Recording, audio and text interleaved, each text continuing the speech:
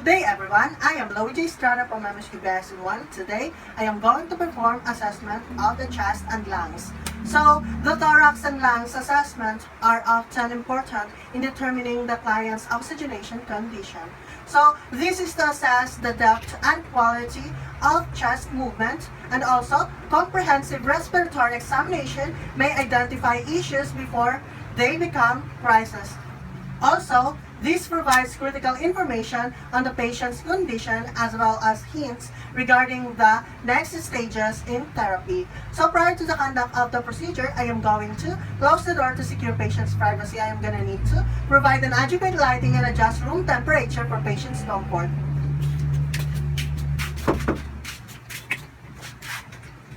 Then, gather all the necessary equipment such as the stethoscope and the pen and the documentation record. So this facilitates performance. Okay, so I am going to gather the stethoscope and the pen and the documentation record.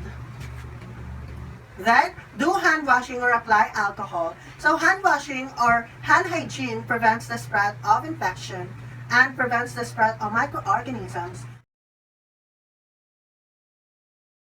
So then, identify the patient and explain the procedure. So this improves the client's comprehension of health and responsiveness to treatments. Okay, so now I am going to introduce myself to my patient and verify his identity and of course, explain to him the procedure that I am about to do. Okay, good morning sir. I am Luigi Estrada, your student nurse for today. May I see your wristband please? Okay, please state your complete name and your birthday please. Okay. So today, I am going to perform assessment of the chest and lungs. Is it okay with you? Okay. Please relax, sir. Okay.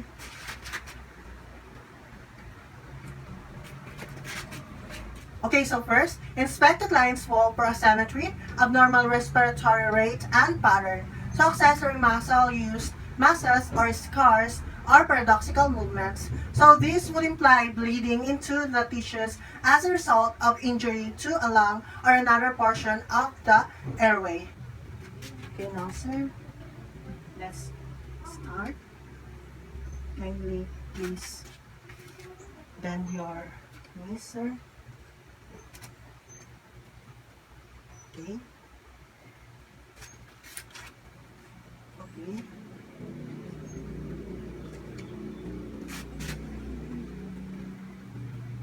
Please down your knees. Okay. Please relax. Okay, sir. Please breathe in. Breathe out. Okay.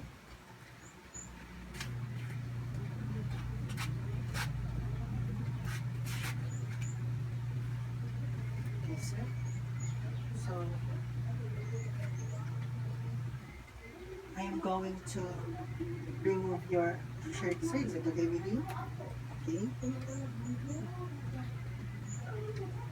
Okay, sir. Please stand straight. Okay.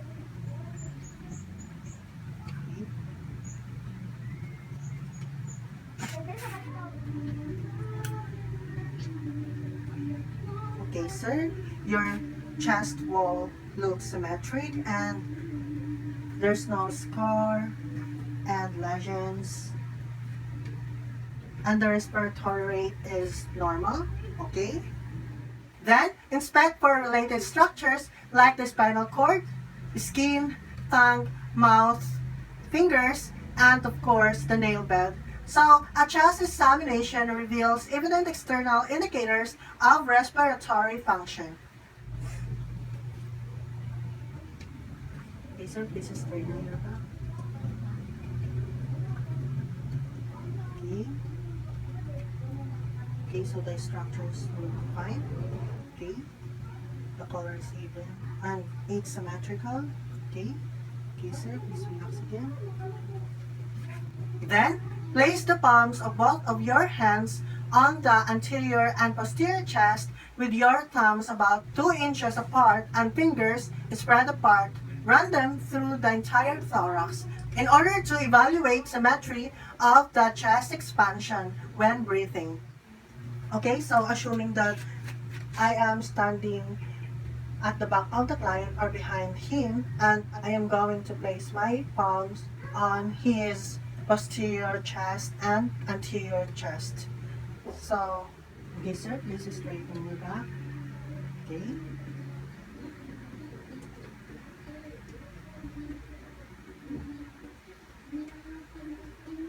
Okay sir, so it is evenly spaced and non-tender.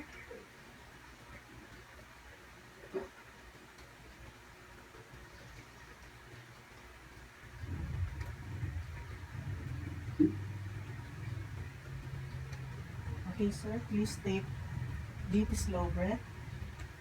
Okay. Okay, the movement is symmetrical.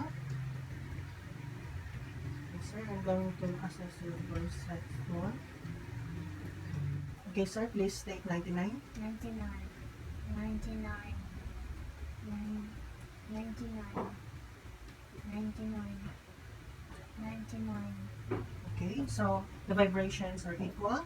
Then, percuss the thorax over the intercostal space and not over bones by following the sequence. So for anterior, we have the sides here, then we have here, and also here, here, and lastly, over here, the sides here.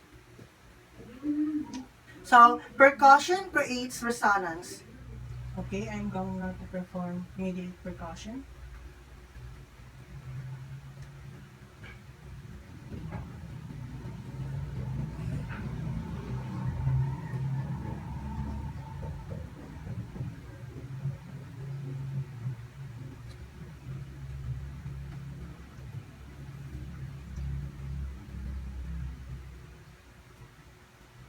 Percuss the pragmatic excursion. So ask the client to take a deep breath and hold it while you percuss downward along the scapular line. So this is until dullness is produced at the level of the diaphragm, and mark this point and then repeat on the other side. So this step aids in identifying parts of the lung and are empty of air. Okay, so now sir, I'm going to assess your diaphragmatic excursion.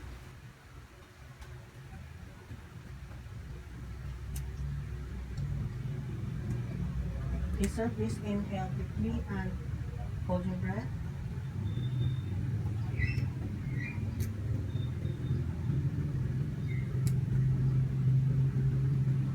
Okay, sir, please take your deep breath. Okay.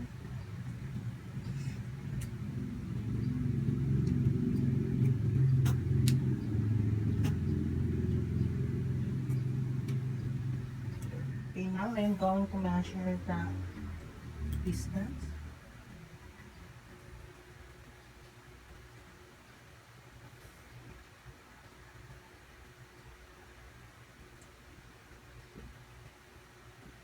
Okay, it's equal on both sides. Straight.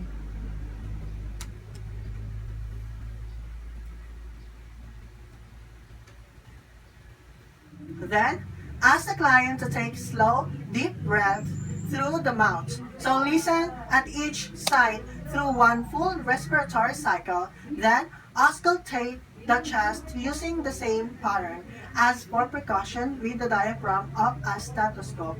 So, it is a must to listen throughout the breathing cycle because various sounds may be detected during inspiration and expiration.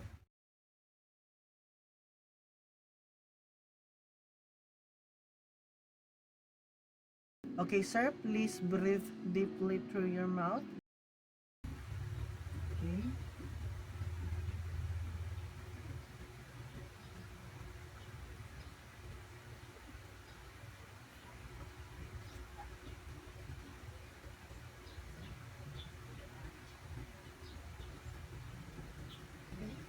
Okay, sir. Please breathe deeply.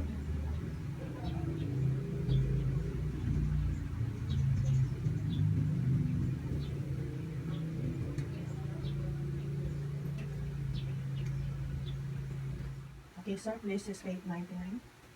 99, Okay. 99, 99.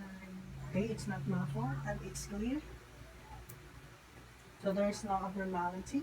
Lastly, identify the sounds heard upon auscultation of both lung fields.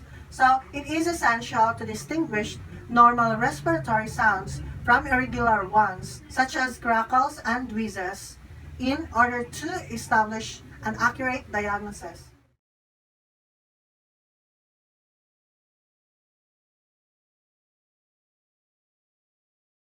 Okay, I am going to assess your respiratory expansion.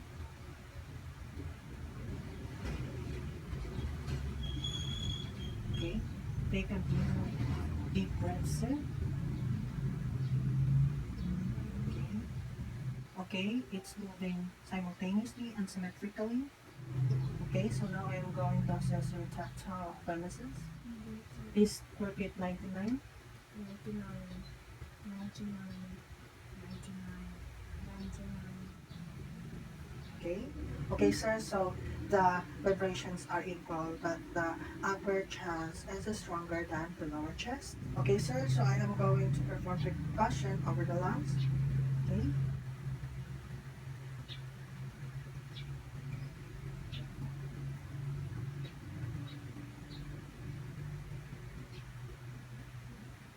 Okay. It produces low resonance sound. Okay. So I am going to auscultate, sir.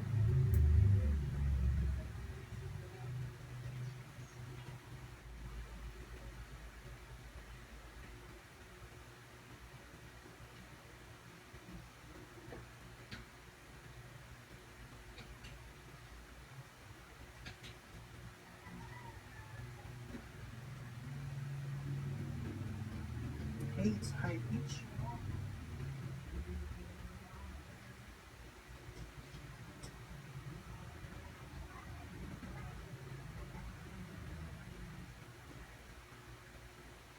Okay, sir. Please state 99. 99,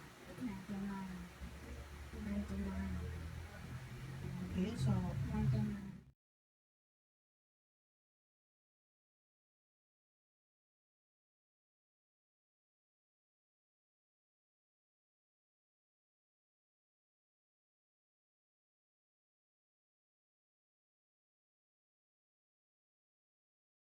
then, document procedure and report any abnormal findings. This is for legal purposes and for future references.